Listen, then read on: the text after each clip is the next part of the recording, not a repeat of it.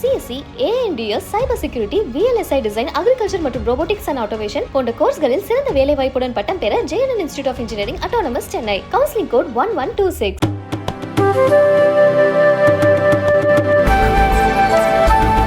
உரிய அனுமதி பெற்ற பின்னரும் அதிமுக தொண்டர்களை ஊர்வலம் செல்ல ஊட்டி காவல்துறை அனுமதிக்கவில்லை என்று அதிமுக பொதுச் செயலாளர் எடப்பாடி பழனிசாமி கண்டனம் தெரிவித்துள்ளார். அவர் வெளியிட்டுள்ள அறிக்கையில், நீலகிரி பாராளுமன்ற தொகுதியின் அதிமுக வேட்பாளர் லோகேஷ் தமிழ்ச்செல்வன் உள்ளிட்ட அதிமுக தொண்டர்கள் கடந்த 25ஆம் தேதி காலை 11 மணி முதல் மதியம் 1 மணி வரை ஊட்டி காஃபி ஹவுஸில் இருந்து மாவட்ட ஆட்சியர் அலுவலகம் வரை ஊர்வலமாக சென்று வேட்புமனு தாக்கல் செய்ய நீலகிரி மாவட்ட காவல்துறையிடம் உரிய அனுமதி பெற்றிருந்தனர். ஆனால் ஊட்டி காவல்துறையினர் வேண்டுமென்றே பல்வேறு தடுப்புகளை போட்டு அதிமுகவினர் ஊர்வலம் செல்ல அனுமதிக்காமல் தாமதப்படுத்தியுள்ளனர்.